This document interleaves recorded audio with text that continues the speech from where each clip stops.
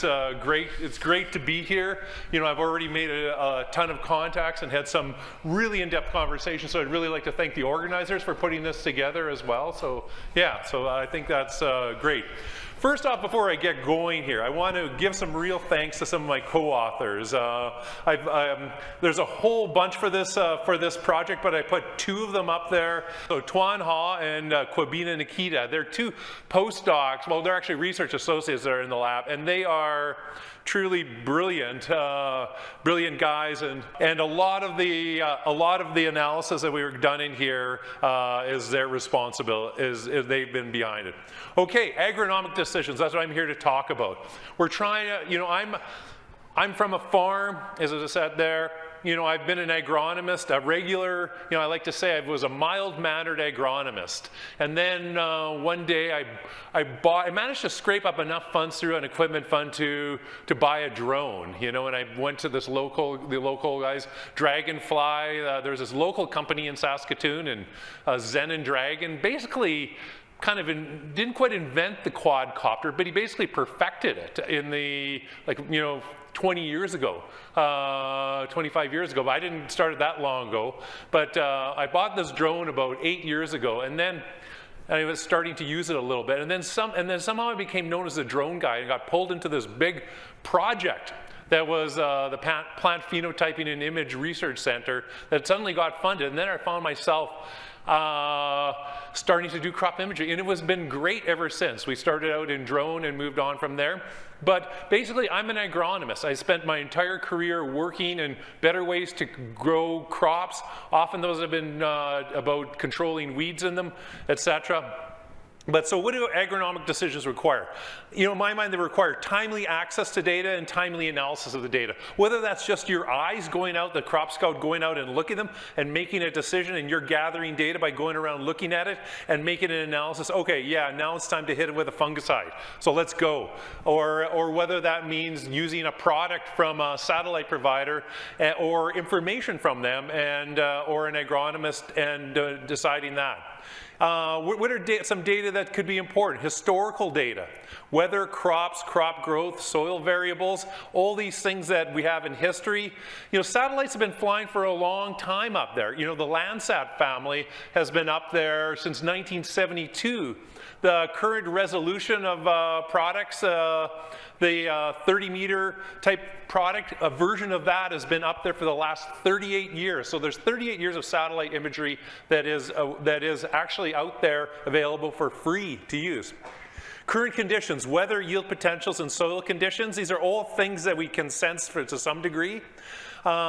Tested and validated crop responses to inputs. I'm going to end my talk talking about this because I think this is one of the key things that is a bit of a challenge for the precision agriculture industry. We can make prescription maps. Where's the data to back those up? In fact, where is the data to even back up nitrogen recommendations on a whole field basis?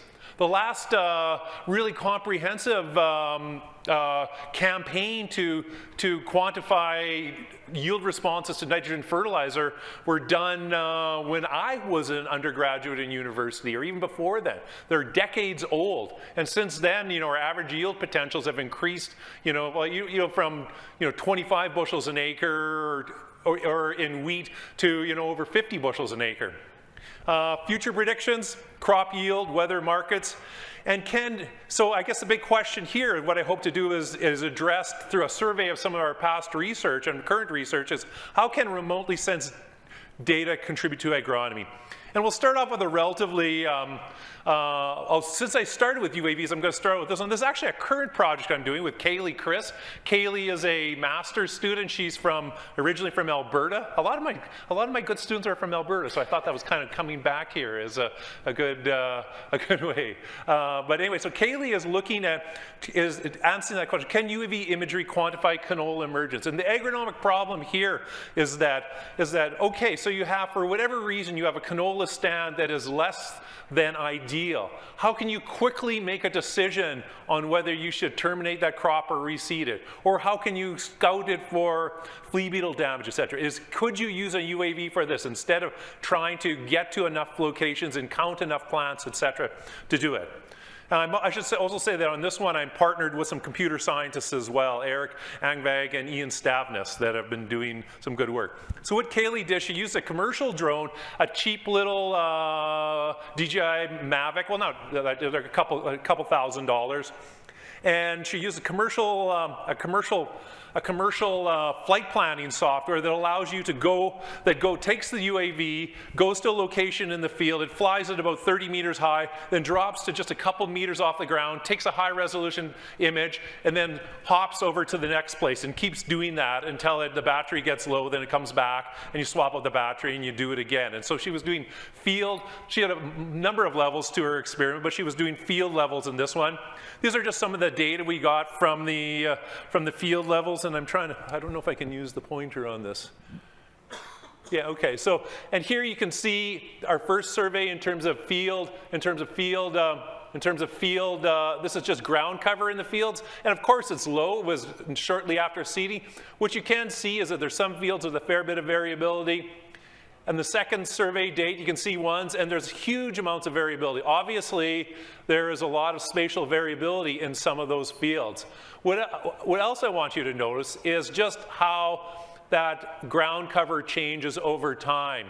So these are a separate part of her trial where we're just surveying smaller areas of an individual field, and you can see you have that, which you can call a green up, and once you've reached maximum ground cover, and it kind of there. Obviously, this block one, this block one had a lot more variability in it, and there's probably areas in that block where the yield, where the density, where the ground cover was low enough that the crop yield would be affected spatially on that area. So we also worked, so with the computer scientists, we also worked in this one in creating or optimizing a convolutional neural network where Kaylee worked with Eric, and Eric did the programming, and they essentially annotated a lot of canola. That's those red boxes you see in the second one down. And well, they're able to separate them from the background by using excess green index, and then by annotating them, they were able to determine what is canola and what isn't canola, and they developed a model for this. And the idea of this is that you can upload images to it, and it can count your canola for you and get it past that stage of just being ground cover. So we can actually get canola counts in that. So Kaylee's project is utilizing that.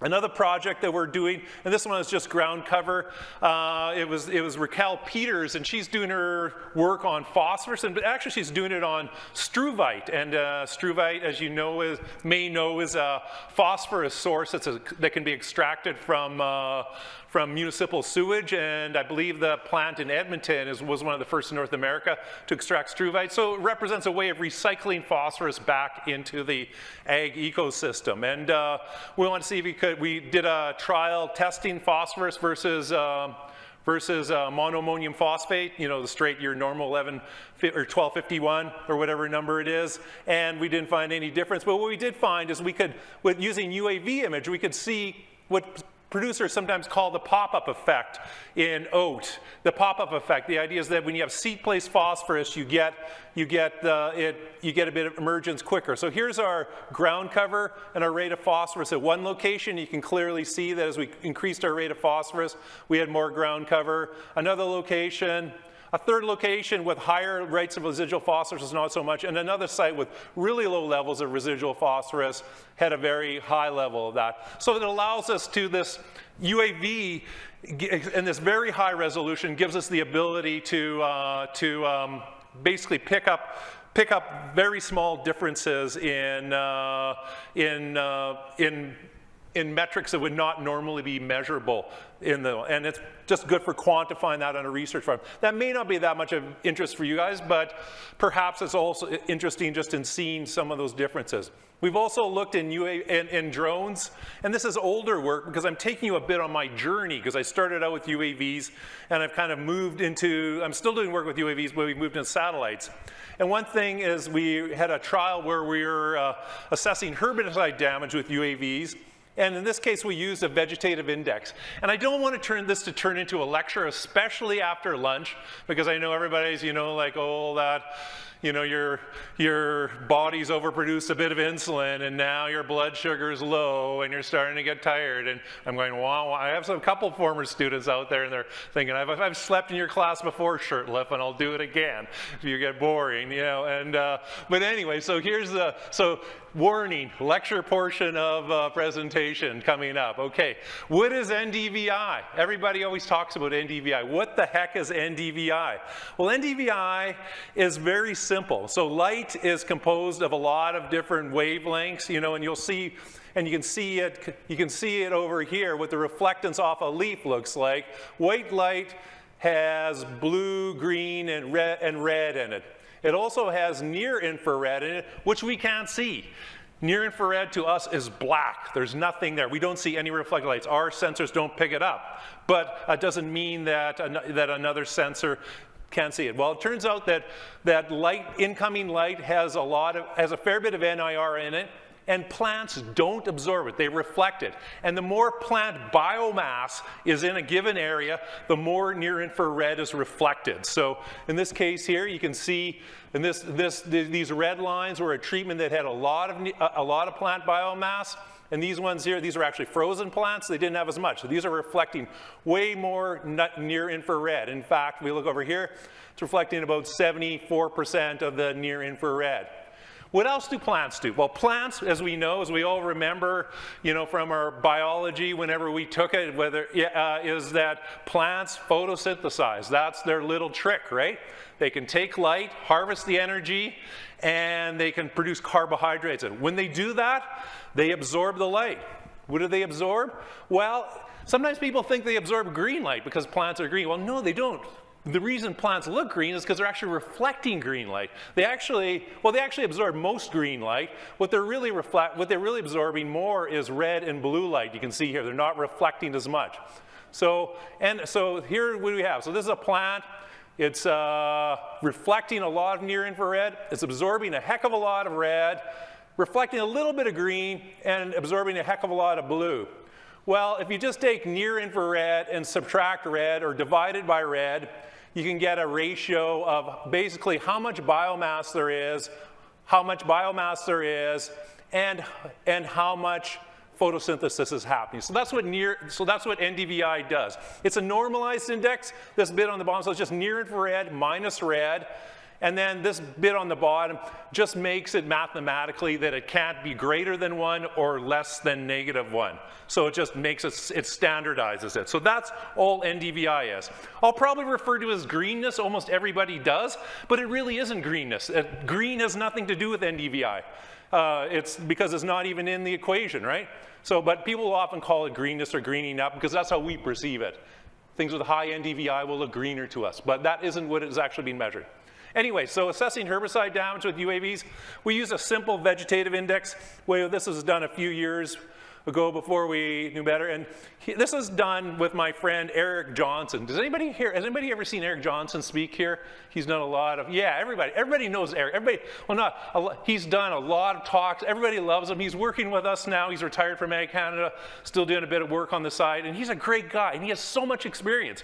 He's done a ton of herbicide trials. He went out and rated this trial, and these were his ratings of chlorosis in them. And you can see for the different herbicides, the boxes are showing the variability. I think these are 75% confidence intervals, and then the range of data of the different treatments. This is just a very simple vegetative index is essentially the NDVI with just a constant thrown in it of those various treatments. What do we see right away? Much more precise, right? I always joked with Eric, well, we'll just buy another drone and fire Eric after this, and no, of course we didn't do that. But showing you that I think we can quantify things with remote sensing.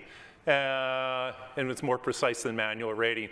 I also worked with a colleague of mine, Keshav Singh, who's in this audience here. Keshav, put up your hand. Keshav did a postdoc with us before he went on to bigger and better things now with Agriculture and Agri-Food Canada, using hyperspectral imagery. You heard mention of hyperspectral earlier. We were trying to figure out what bands are important to describe canola maturing, because we thought this may be an agronomic application. If we can accurately describe what the seed moisture is of canola as it matures. Why am I bending over here? I've got a remote control. Anyways, I can move around now. I don't have to bend over like an old man. That we can actually understand. So what we did is we ground truth canola seed and pod moisture by having summer students pop them open with their thumbnails and clean out the seeds and weigh them wet and weigh them dry, etc. And what did we figure out? So we figured out that, Keshav was able to develop this is why I bend over, so I can use this here. It was able to develop an index, which for most of the varieties, except one very oddball variety, could quite accurately predict the canola moisture. We haven't validated this yet in a larger one, but we're hopeful. Of course, it isn't going to work perfectly every year. Years where the canola dries quickly on the outside probably won't, but it's a better way to, here's a way that we can remotely sense canola maturity. This all led, well, actually this one started earlier, but some of this work with canola was originally started by T. Zhang, who was a PhD student with myself. And one of the things we did is we wanted to look at the effect of flowering in canola and how that has affected seed yield. And this idea just came from that, just knowing that those years that canola flowers for very intensely for a long time, that seems to be associated with the years that you get the big canola yields, right? And here was something that we could see relatively easy. They had yellow flowers. John Sullick, a colleague of mine, had come up with a yellowness index for canola flowers that seemed to work pretty good. So we decided to take a look at that. So here we can see in this diagram here an illustration of a canola plot flowering over time. And so we flew this weekly, and then we essentially used an area under the curve approach. We did a partial integral of the area of how intense and how long the canola was flowering for, and with that we were able to look at that. Well, what did we find out? Well, we found out on the left side here that that we were pretty good at estimating the amount of canola flowers that were there, which we were pretty surprised about because we were looking at it from above and we couldn't see the entire depth of flowers in there. But it seemed to work better earlier in the season, and then had a bit more trouble as it got more that. And it was somewhat associated with yield. It wasn't the whole story, but it was somewhat associated with yield. Part of the issue we realized that we had chosen a very wide, it was essentially a diversity panel of a lot of different canolas, and not even all of them were Brassica napus. And a lot of them were very long season, short season. And just because a canola has a bloom, all one canola bloom means is that there's one potential pod being made for that canola in terms of the harvest components of the seeds. It says nothing about how many seeds will be in that or how big those seeds. So obviously remote sensing in this aspect has some severe limitations. It can't tell you that, what's there. And so I would agree. We also took this approach to the field and using satellite imagery, and we used some PlanetScope imagery, the original PlanetScope satellites that it's been noted that spectrally they weren't the best in the world, but they had this one superpower in that one of them overflew our sites of interest almost every day. And because canola flowers in a limited period, from 10 days to maybe 3.5 weeks, that we needed that temporal density in terms of our imagery gathering to be able to quantify that curve of flowering increasing and decreasing over time. So that's what we did. This Hansony, she did this. She used a machine learning approach to model canola yield. We partnered with We partnered with Crop Pro, Corey Wilness's group, and they shared farmers' yield maps. Hanseny developed a machine learning, a random forest model using the vegetative indices that occur during flowering, just during flowering. We didn't use the full year ones, as well as the soil salinity and topography, and used that for for yield prediction. When we calculated our yield predictions, we split up our data by always withholding some of the fields. So when we validated our model, we would withhold a field that we were predicting on. We would never use any data from that field to try to predict the yield of it. That way we're not just filling in the holes in that field, where that field is completely blind. So what did we find? Well, we had a reasonable action. Actually, we had an R-squared of about 0.68. The imagery was the big important one. And we were describing, I should say in this case, we were describing the spatial variability of canola within the field, not just the average yield of canola. So we were describing the spatial variability of it, and I don't think this hadn't been done before that time. And while we've submitted it now, it hasn't been published yet. Let's move on to seeing more on satellites, seeing weeds from space, using satellite imagery and aerial imagery to classify and map kochia.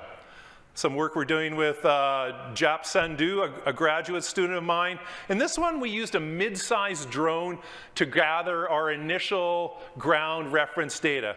On the panels on the right, you can see kochia growing in fields. And if those of you in Western Canada know that kochia has become this horrendous weed problem in Western Canada. It's associated with salinity, and in some cases, it's often related to the fact that the salinity gets bad enough that the crop doesn't grow, the kochia can tolerate it, and so it grows in those low areas. And it's also resistant to many, if not most, of our herbicide groups. It's getting very difficult to find ones. Most of it out there that you find these days is actually resistant to glyphosate, as well as the group 2 herbicides. There's many populations that are also resistant to our synthetic auxin herbicides as well. So it's very difficult to control with herbicides unless you have a very good thing. And it's also because you're going into these saline areas where your crop isn't growing well, you don't have crop competition to take it out. So we wanted to use satellite imagery to try to predict where we're going to find kochia. Well, in order to train our model, we had to have ground reference data. And where were we going to get the ground reference data? So we used initially we used, and we've been using a UAV, a Quantix Recon. It's actually a Quantix Mapper. The Quantix Recon is the military version of the same drone. They're not that big. They're about this big and that wide. They take off vertically and then turn in the air and then start flying back and forth. They look like an X-wing fighter going back and forth, a real little one. They were readily available up until about 4 or 5 months ago, and all of them that weren't sold are now over in Ukraine because they're using them for military reconnaissance as well, because Quantix is really a military drone manufacturer. So we used it to map the positioning of kochia, and we'd get out there when the crop has turned and the kochia is still green. So we're using that difference in phenology to find kochia to establish our ground reference. I won't show the details of our first model that we used to develop this. We had to develop a classification model. You can see some of the dots on that image in the center are indicating where are the points that we used to train the model, where we had kochia, crop, and other vegetation, which we just called weed, and then we trained them all, and we got it about to 90%, I think about 85% accurate on the ground level. So that formed our ground reference data. And then we took and used a machine learning model. I'm showing probably a very boring for many of you kind of workflow of what we did. We used Sentinel-1, Sentinel-2, and Landsat imagery. I'll explain more about that later. And we split our data, and that's probably the key part here. So we split our data, and again, we use that same approach of never using the field that we're predicting on, never using any data at all, any reference data to train that field. So that's the idea. And so our idea is we want to come up with a kosher predicted map. We did this within the Google Earth Engine, and I'll explain that later. What did we use for data? We used Landsat 8 data. It formed our longer term, kind of our longer temporal data over time. So we used essentially 8 years of data from that.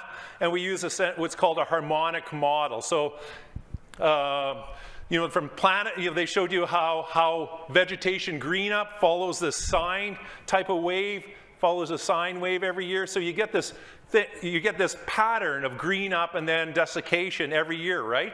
So it does this for every pixel of that's there. In this case, there were 30-meter Landsat pixels. And so here we're getting at the idea that if we want to classify perennial vegetation from crop, so perennial vegetation will green up early and stay greener longer, probably.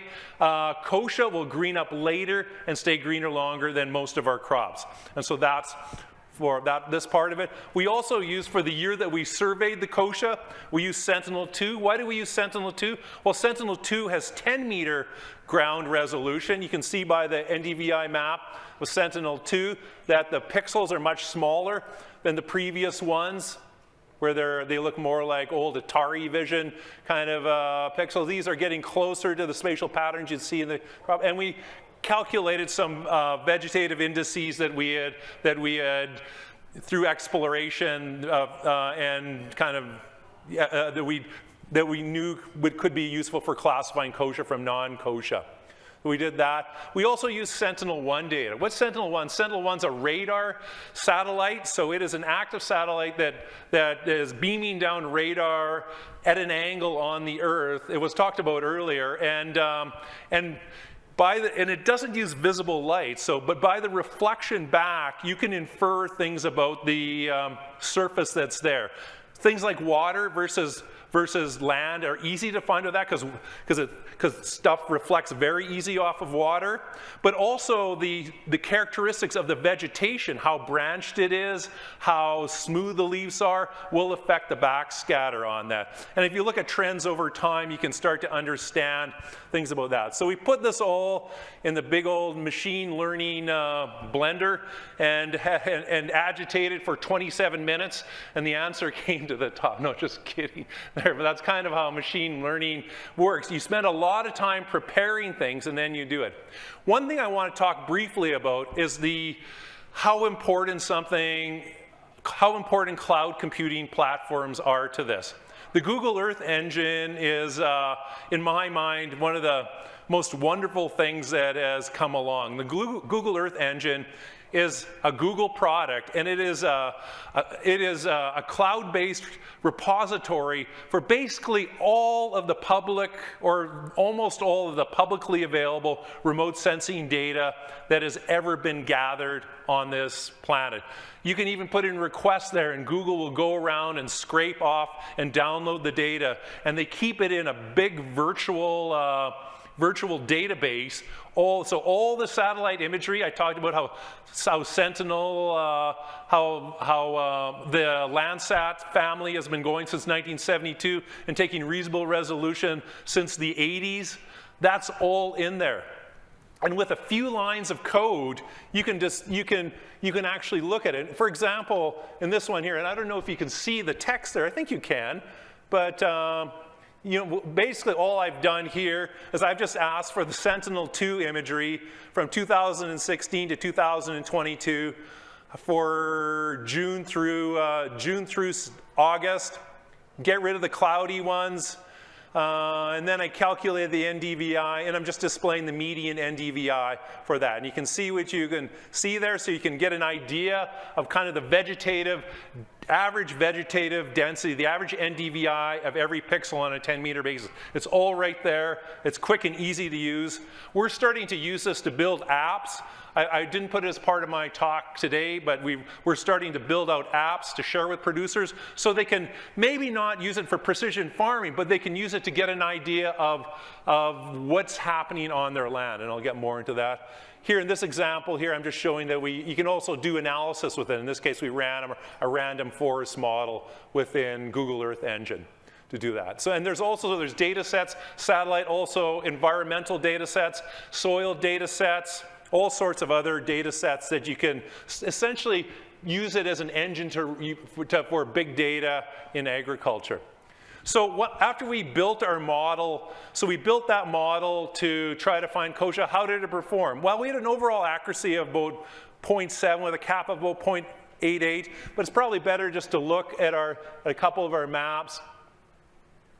They're not, where does my mouse go? Oh, there we go. So this is the UAV composite that we put together here. Where we see red in this one here, that's where it's identified as kochia.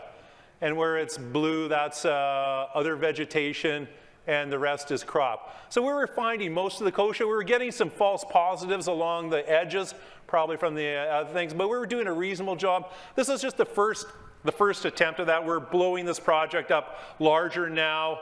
We're actually using a product very similar to the Map-It one, so we can do very large areas. So we can use that to generate our ground reference data, so we can have high resolution maps of kochia, and we can use those high resolution maps to train up a machine learning map that we think will be more accurate. That said, this one seems to be working okay. Another one we've worked on, of course, kochia is associated with salinity. We want to know if can we find saline areas in fields by using satellite imagery. We know you can kind of see them, right? I'll show you an example later. This one, again, we partnered with Crop Pro, and they shared with us some EC values from using some EC values that they'd gathered on the farms. One thing I want to point out, that these were troublesome EC. They weren't super, the values weren't crazy high. We're essentially most of our land was in the range of being non-saline to weakly saline. In fact, most of it was non-saline. Still probably enough salinity would affect the growth of lentils and sensitive crops, but these weren't, there's been other studies that have done these in desert areas where they have values that are like 1,000 times higher than this. So anyway, so we had those maps. Again, we did our same kind of process, trained up a machine learning, pre-processed a bunch of imagery data, and trained up a machine learning model, and split our data, again, splitting it by field. So when we look at this one here, and I think this is an interesting one to look at. So this is the surveyed field by Crop Pro of the salinity. This is the predicted salinity of that field. And we did not use any ground data, any EC measures from the ground to predict this one. It was only from other fields that we used it. Again, similarly, this field here, these fields here, you see we're doing, I think, a really nice job. We've tested this over a larger area. That's the great thing about these approaches, is that they're highly, highly, highly scalable. So you just have to have enough computing power to run them, and you can run them in the cloud on the Earth Engine. So you can see here our machine learning. We kind of, Quibina and Nikita arrived, and he kind of upped our machine learning game. So we're starting to use ensemble type machine learning, and seeing that we're getting very accurate maps of with R-squares of 0.91 by optimizing our machine learning models, which is really, really cool. Really happy about. We've used techniques like this to estimate surface soil organic carbon using archived soil imagery. This is a project that was done by a postdoc of Angela Bedard-Hahn, who is our dean. Preston Sorensen is a postdoc of hers, and he's been working in the area of digital soil mapping. What we did in this one is we used archived soil samples that the soil organic carbon been measured on, and from back in the 80s. And we have a real problem, like to measure with satellite soil organic carbon, you often want bare soil. Well, Saskatchewan has been mostly no-till for a couple decades now. What did we do? We went back to the Google Earth Engine and used Landsat 5 imagery from the 80s and 90s. So we used old soil samples and old Landsat imageries. We built a machine learning, Preston built a machine learning model within that and fixed it. And this is actually, This one was actually, there was some other information included in this as well, weather and others, but the original one had an accuracy of about 0.65. And he's managed to improve it by including other factors as well. But you can see, and that's the colorimetrically, we're coding the kind of the soil organic matter levels for Saskatchewan. And obviously at a growth stage, it's making sense, right? The brown parts are in the brown soil zone and the black parts are in the black soil zone, right? But, but I think there's real potential here because we can actually start to get down at a subfield level with this. We haven't started yet. This one, if you want to do it, Preston shares Ola's code on GitHub. If you want to take it and download the code, you can have at her, because it's published already. Now I want to get to something that maybe I can ask some of you guys out in the audience to help me with. I'm with a group called the Prairie Precision Sustainability Network. I didn't make up the name but, because it's very similar to another network out there. But basically what we're trying to do is we're trying to find areas in fields that are bad, that are really bad. This is a collaborative project with Paul Gulpern of the University of Calgary and Christy Morrissey and Tristan Skorlund of the University of Saskatchewan. We all know land varies in productivity. We want to identify, well, they say the marginal. I'm thinking of as a sub-marginal areas. We want to find and map areas in fields that if you're a farmer, you never make a dollar at. And Tristan's an economist, so we're going to calculate. We're going to try to figure this out. So, but areas that hardly ever produce a crop, yet being the optimist, you know, there's always next year, like the previous speaker said, you know, there's always next year. Well, maybe there's some parts of your field that don't deserve a bloody next year because they've been letting you down for 10 years in a row and they've let everybody down. You're putting inputs in those, and could those be used for something better? And I'm not trying to be a greenie up here and saying that we need to, and saying that synthetic fertilizers are bad or anything like that. But there are probably areas in a lot of fields in the prairies that if we could put them in a perennial cover, they'd help us actually. They cost us less money, and they may actually reduce the salinity a little bit in that area and help everything along if it's salinity that's driving it. So that's the idea behind this. We've actually started, this is our I wouldn't even say this is our alpha product of it. This is our first run at calculating kind of the productivity. We used a very simple harmonic model like we've done previously, and this is one of our areas of interest here. And here you can just see a canola field. And what I want you to note in it is look at it, and what do you think of that section? It doesn't look too bad, right? There's a couple patches in it that aren't performing that well, but you think that's a pretty even field. Well, let's start by looking at a 9-year average of Landsat imagery. And this is the average, kind of the average. So the dark areas would be about 0.2 on the scale. The ones that are purple and blue, they'd be about they'd be less than 1/4 of that. So less than 1/4 of the average vegetation of covering that area. We've also done this with Sentinel to get a bit higher resolution, but Sentinel only starts in 2017. So we don't have as long of time period for that. So you can kind of get an idea of what that average productivity is. We can't tie a number to this right now. There's no number to tie to this, obviously, because this is just kind of a measure of vegetation that's growing there. But you can relate it to what you see there in the high resolution imagery that's shown there. And so you can see that you may think that this little area isn't that bad or whatever, but realistically,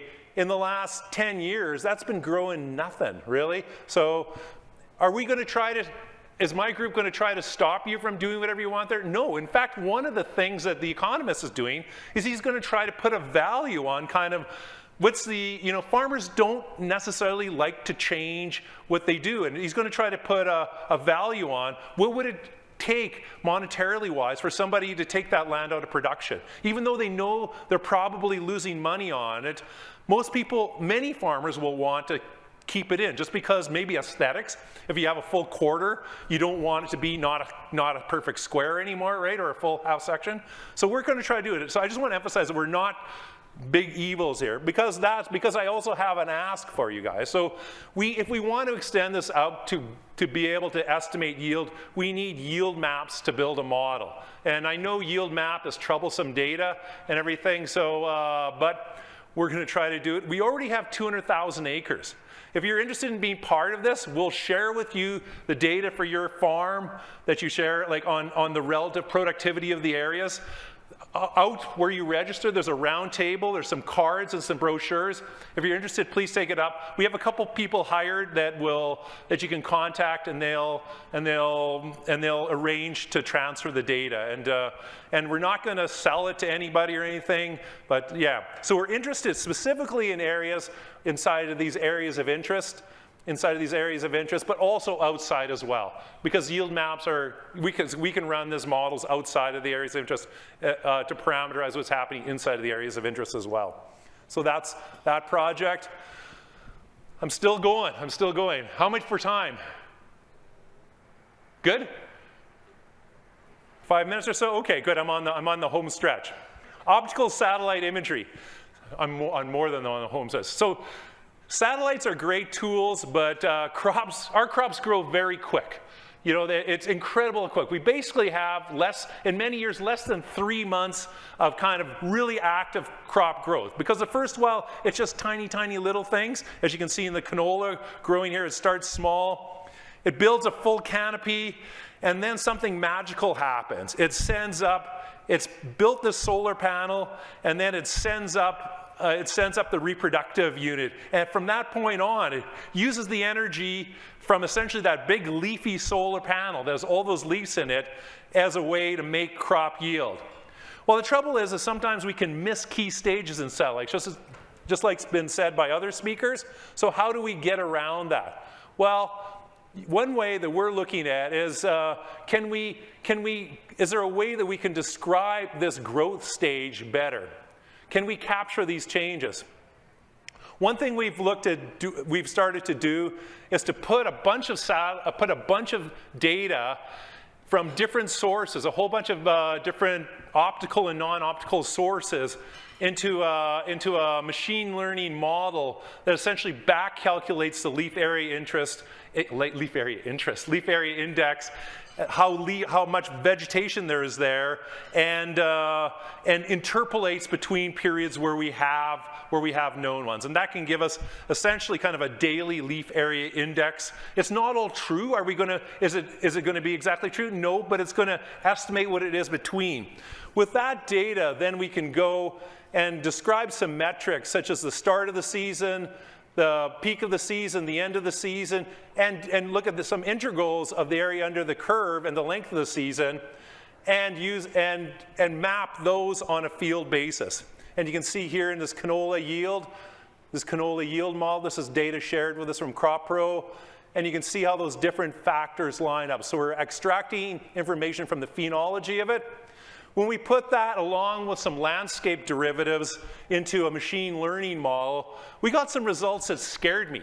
And you know the reason they scared me, because I still think they're too good to be true.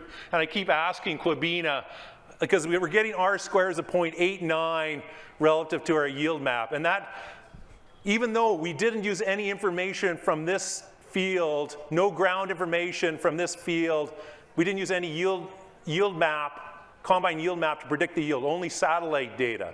So this is only the start of this one. We're very hopeful that this can work. We haven't tried between year. We think that's where the challenge is going to be, is predicting from one year to the next.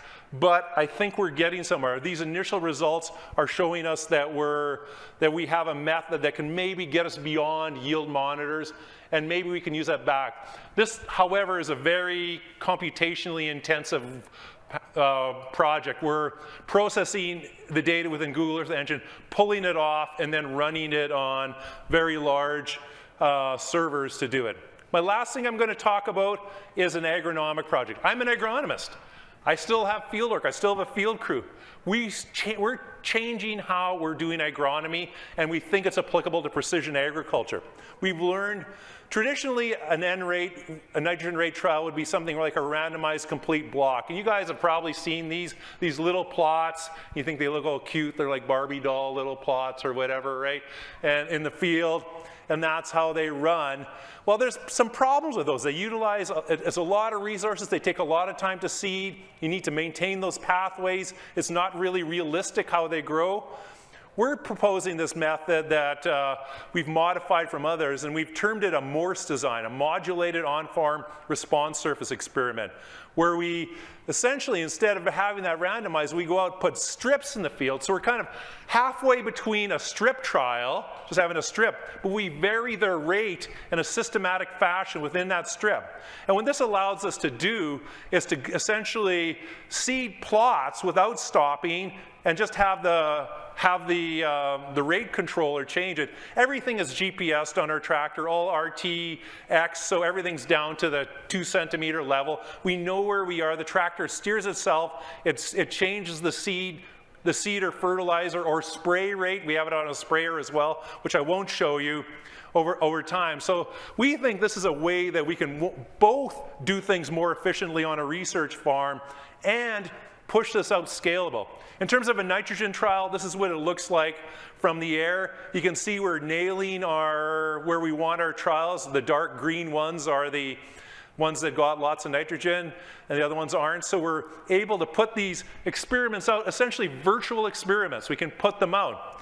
Would we put out big, huge ones with 10 or 20 replicates like this for with commercial machinery in a field? No, of course not. But we're doing this because that would take up too much space. But what we're trying to do is figure out what are the methods we can use and get this down to maybe just a couple strips per management zone. So we can actually get validated yield response data to our inputs. We're not just making it up. So we can actually understand what is happening.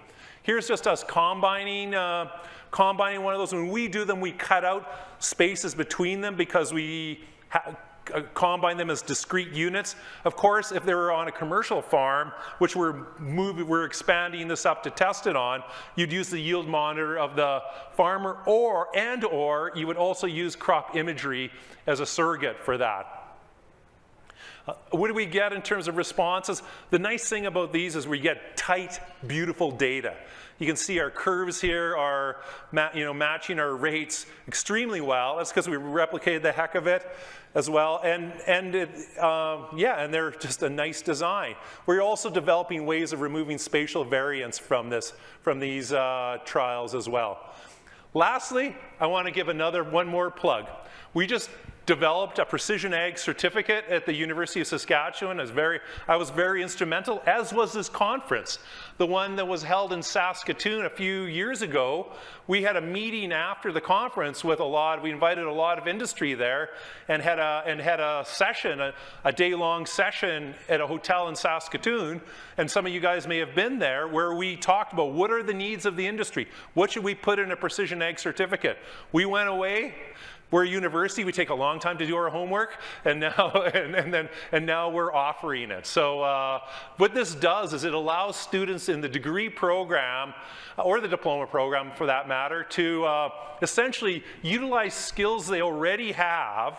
So if you're in agronomy and you have some skills obviously already related to precision agriculture, if you're in soil science, you do. If you're in agriculture business, you do. If you're in engineering, you do. If you're in geography, all those people. Precision ag is not a one-person profession. There are the odd unicorns out there that can do it all. They're rare. That's the reason they're unicorns. But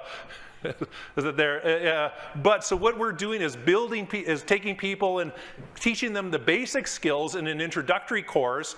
We're giving them some GIS as well, so they know how to work with spatial information.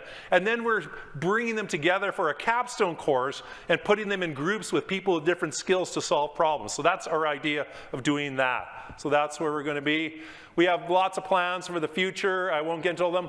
Well, maybe I'll mention my big plan. I have to mention that. So what I want to do, I showed you that mapping of variability in those areas. What I want to do in the near future is to map within field spatial variability for every field in Western Canada.